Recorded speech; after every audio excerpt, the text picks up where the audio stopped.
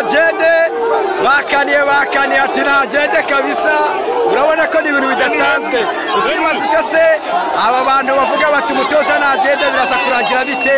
ese koko umutoza baramwirukana nk'uko abafana bari kubyifuza ese koko umutoza dore ko nta gihe kinini amaze muri ino kipe ya PRFC dore ko sezo ye yari itaragera no ku mezi twavuga ko atarangahe ati agasuzuguro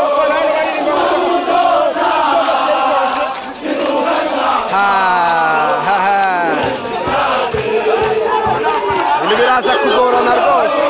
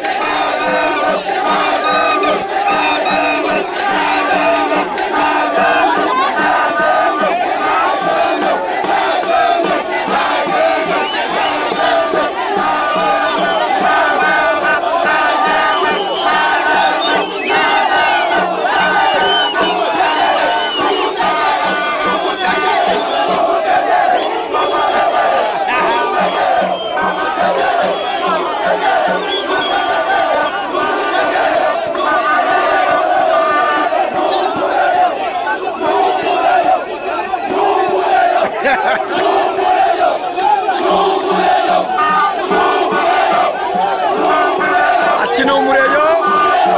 umufana umutoza wa PRFC utangiye kumwita umureyo nk'uko uri kubibona bamwe mu bafana bakomeje kugenda babiririmba bati ni umureyo ni nyuma yaho ikipe ya Rayon Sports imaze gutsinda ikipe ya PRFC ibitego bigera kuri bitatu byose ku busa batangiye kuvuga bati umutoza ni umureyo bati tumutegera cyahe niyo ntero niyo mvugo iri kuri stade PRS Stadium regional by'umwihariko ukibaza byose koko uyu mutoza araguma muri ino kipe uyu mutoza arirukanwa nk'uko abafana bari kumwifuriza tutegereje icyemezo cy'ubuyobozi bw'ikipe ya PRFC nyuma y'uko tubonye ko abafana bakomeje kwigaragambya